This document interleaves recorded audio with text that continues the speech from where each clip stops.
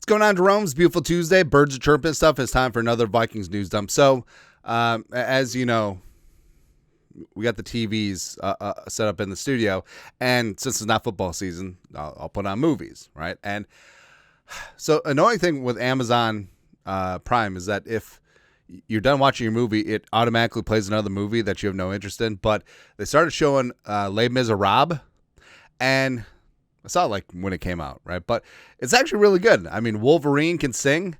You have Russell Crowe there for some reason. Borat is in it. I mean, except this movie's really a bummer, man. I'm not gonna lie. So the one girl is in love with the one guy, except the guy doesn't love her. And then Anne Hathaway is a whore who has to sell her teeth. Who buys teeth in revolutionary France? I don't get it. But then I realized Les Miserables just means the miserables, which, I don't know, could describe the Vikings, I guess.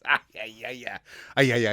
Anyways, but we're back. We're so back, man, because it just feels like there's a vibe and energy going on right now. You're watching Harrison Smith highlights, watching all the highlights, wearing purple, because, I mean, summer's peaked. Like the days are technically getting shorter now. Seasonal depression is coming back in. Maybe it's just regular depression. I don't know, one of the two. But JJ McCarthy throwing and showing with Hawkinson at the farm yesterday, balling out at the barn with the bros. Josh Oliver's also there, him being 6'8". It's good times. And also, you know that JJ McCarthy loves to target the tight ends. I think this would be a good connection, right? But we're just waiting for the videos. Want to see Justin Jefferson out there. Want to see Jordan Addison out there, but it won't be tomorrow. All right, so Addison, apparently, trial starts today, Tuesday, July 15th, right? So he is going to be facing a 3-game suspension if he's found guilty in his DUI case, or even if there's like a no contest, he will still be suspended, right? Anything outside of charges being dropped or a complete acquittal, he'll get a suspension. So that's basically what the NFL rule is right now. So I guess we'll see how it plays out. And I don't want to jinx it, but thus far, knocking down all the wood, Addison has not been in the news this offseason, which 1 out of 3 ain't bad or something like that. But either way, hopefully Addison finally gets his stuff together, because when he's on the field, he's a hell of a player, man. And like he seems well-intentioned, and I don't know if it's a young guy making stupid mistakes. We've all been there, and hopefully he learns from this. That's it. Happier note, Jonathan Greenard. So Beyonce is on tour, and she was at Atlanta. Was it Mercedes-Benz Stadium now? Right, because Mercedes is no longer sponsoring the Superdome, because it's like the Little Caesar Superdome, I want to say. Anyways, in Atlanta, Greenard in attendance. Beyonce just called my name at her concert. Shocked face emoji, shocked face emoji. I wonder what the call out was, because it seems weird, because, you know, Beyonce's from Houston, so maybe there's like a Houston Texans connection from Greenard's time there. I don't know. Maybe Beyonce's like, man, I sure wish my Texans had Jonathan Greenard still. Although Danielle Hunter's pretty okay, or something like that. Or Jonathan Greenard is massively underrated. 12 sacks and third in pressures last year. This ain't Texas. Ain't no hold. Something like that. I don't know. Say my name. Wait, that was Destiny Child. Doesn't matter. Also, somebody got paid. Garrett Wilson signing a 4-year, $130 million deal. And you'll see this. Like, after Garrett Wilson gets paid, after Puka eventually gets paid, that Justin Jefferson contract is going to look better and better, man. That's right. So every single year that goes by. Also, I think this may expedite Jefferson on his third contract. You know, get that done maybe next offseason or the year after that. We'll see. Also, this is, I don't know, I felt kind of snarky today, but Falcons in the community, our 17th annual fishing with the Falcons trip wrapped up with an unforgettable day of deep sea fishing off the coast of Savannah. Oh, it's a hot day in Savannah. There's been another murder. Huge thanks to the military members from Hunter Army Airfield for their service and for joining us for a great weekend. So not only is it for charity, it's for the troops, but if you look, it's like, oh, where's Kurt? There's no Kirk Cousins at the fishing trip. Does he not get paid enough to go on the fishing trip with the troops? I don't know. Oh, wait. He only goes on fishing trips when it's sponsored content. That's right. Or maybe Kurt's got the vapors. Maybe Savannah, the climate does not agree with him. I do declare. Something like that. I don't know. This will never get old. I don't care. I don't care he's no longer with the team. I don't care that Julie's from Georgia. I don't care there will still be jokes. Just fast forward. God. Anyways, Vikes fan page. Both Dan Orlovsky, he of the ESPN extension, and he of the 11-yard end zones, and Damien Woody agreed that they take Vikings quarterback J.J. McCarthy over Bears quarterback Caleb Williams for the 2025 season. They said on first take. Dan, hey Dan, it's a custom fit offense for him, JJ. It has been since the moment Minnesota selected him. It's the best play caller, O-line plus wide receiver combination probably in the NFL. Woo. Just chicken's done. I think he's going to have a phenomenal season. Damien Woody, his infrastructure is outstanding in Minnesota. Play caller, head coach, all of that. It's right there. Of course, they square off week 1 Monday Night Football on ESPN. Dun, dun, dun, dun. I don't know. There's something about like the Monday night song. Dun, dun, dun, dun, dun. Maybe even Sunday night too. Waiting all day for Sun or whatever the Stapleton one is now. Also the NBC, NBA and NBC. Basketball. Yeah, but just that. Anyways, but they're right. They're absolutely correct. Like everything about McCarthy. The supporting cast, the playmakers, the offensive line, the play caller, the run game, everything's there. It is not there for Caleb. Where, hey, Ben Johnson's going to come in and he's going to save Caleb Williams. Ben Johnson's like, hey, so Caleb, on this play, pretend to fall down and then throw to your tight end because we are Bush League around here. I'm such a genius. Even though I took the Bears job. It's okay. I don't think that Caleb Williams and Ben Johnson are going to work out. Now, what? As someone who's a quasi-USC fan, you'll watch every single snap of Caleb when he was in LA. You'll watch most of his snaps when he was at Oklahoma. And the thing about him and Lincoln Riley is that Lincoln Riley obviously is an offensive wizard, but he knew when to let Caleb be Caleb. And Ben Johnson... I feel like a quarterback like Jared Goff is very good for a Ben Johnson offense because he listens to Ben Johnson because Jared Goff cannot make plays off a script, right? And Caleb does not thrive in structure, right? He thrives playing hero ball, scrambling, gambling, making up his own plays essentially, and going off like that. So I actually think that Caleb Williams and Ben Johnson are oil and water. It's not going to work. And the Bears fans are going to be depressed. They're going to go 5-12, and then they'll be like, "Oh, but we won March again." That's okay. Caleb can have the same infrastructure as J.J. McCarthy in 2028 when he's J.J.'s backup. You know what's coming, because Caleb and his pops want to get to Minnesota. That's what's happening. Speaking of, the story pissed me off in so many ways. Now, all right, so Teddy. Headline is Teddy got suspended from Miami Northwestern for reportedly giving impermissible benefits to his players. Now, when you first hear that, it's like, oh, he was slipping the players, $100 here and there. It's like $100 handshakes, all that stuff. He's Miami in the 80s. He's SMU, all that stuff. What about high school NIL? That's probably coming, by the way. I mean, what do you think IMG Academy is? But with Teddy, this is such a BS story. All right, so details. Master Tesfatzian. Teddy Bridgewater paid out of pocket for training camp $14K. Pride sets $9,500. Pregame meals $2,200 a week. Recovery $1,300 a week. Ubers $700 a week for players. Field paint $300 a week. He did this as a volunteer, not employee. We shouldn't be punishing people for improving their community. And that's exactly what Teddy did. Where his alma mater was in shambles before he showed up. Then he came in and put his own money down as a volunteer, by the way, and he won a state title with his alma mater, Northwestern.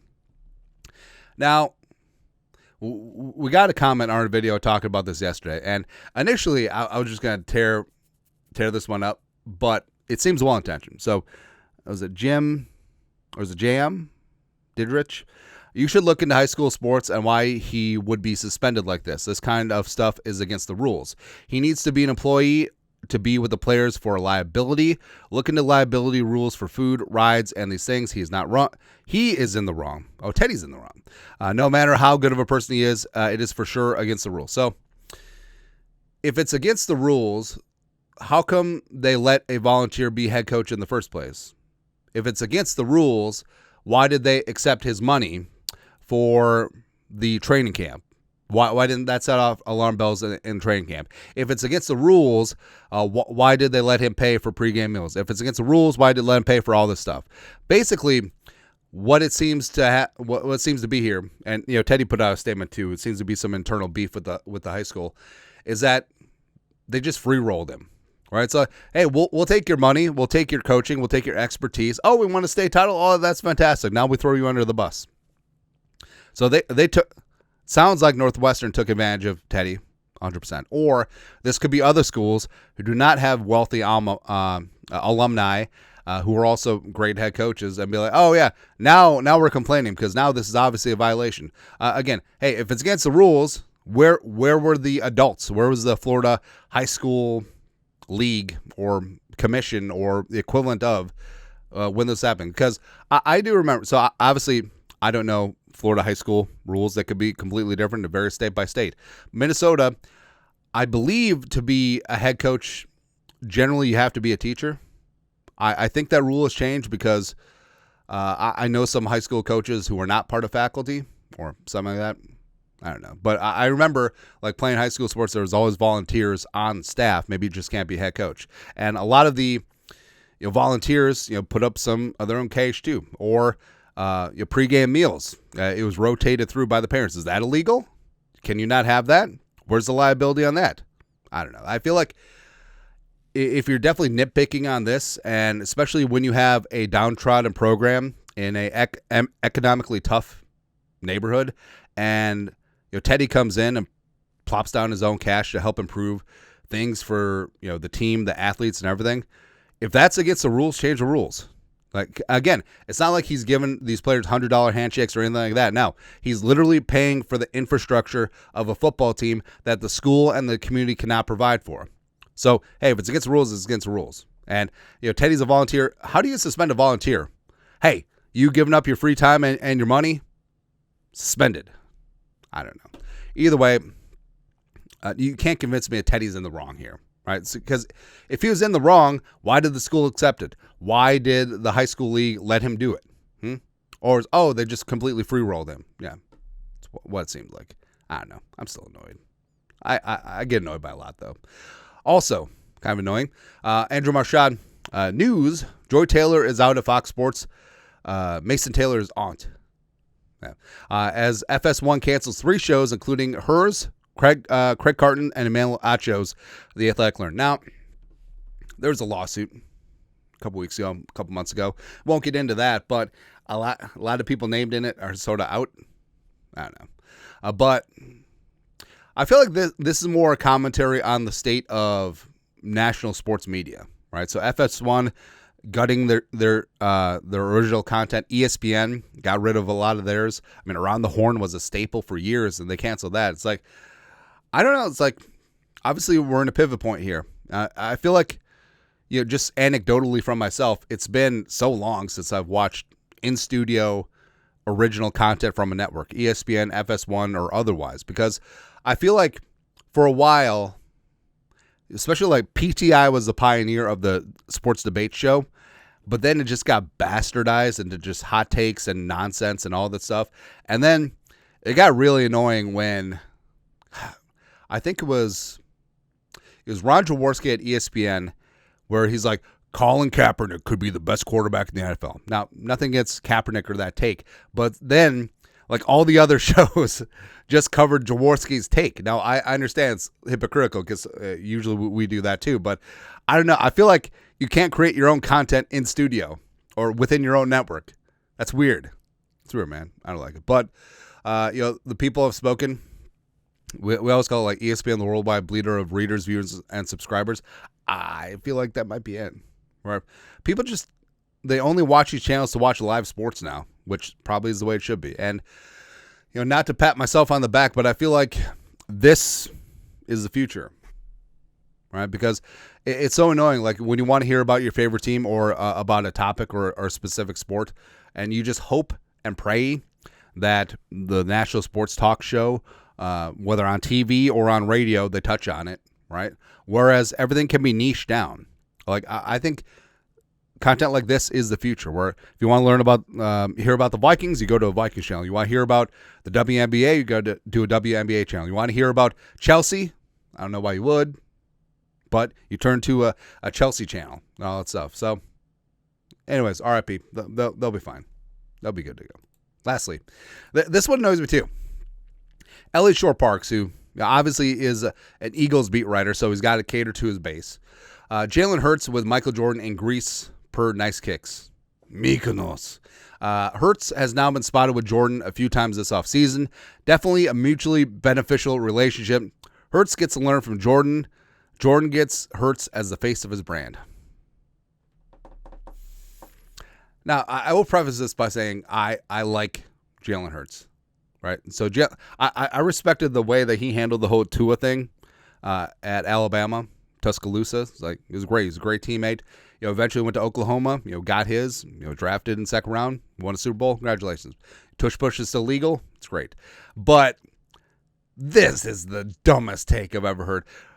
Jordan gets Hurts as the face of his brand. He's a sponsored athlete. Congratulations, but. Who else is buying extra Jordan gear because of Jalen Hurts? I used to be a Converse or a Fila guy, but I like that Jalen Hurts. I like the cut of his jib, so I'm gonna go and get me some $200 Jordans. That's what I'm going to do. That's right. Hey, I'm glad that Jalen Hurts can finally pump up the numbers of the little fly-by-night company, Jordan brand, subsidiary of Nike. And again, I understand that Parks has to be biased. He's got to play to his base and all that stuff. But saying that Jalen Hurts is the face of the brand, no. Now Under Armour should be doing this with Justin Friggin Jefferson. Similar to the way that Adidas has made Anthony Edwards the face of their brand. They should do that. But Hurts the face of Jordan brand, no one cares. Anyways, that's it. Vikings news dump on this beautiful, wonderful Tuesday. You guys are the best. You know what to do. Skull production value.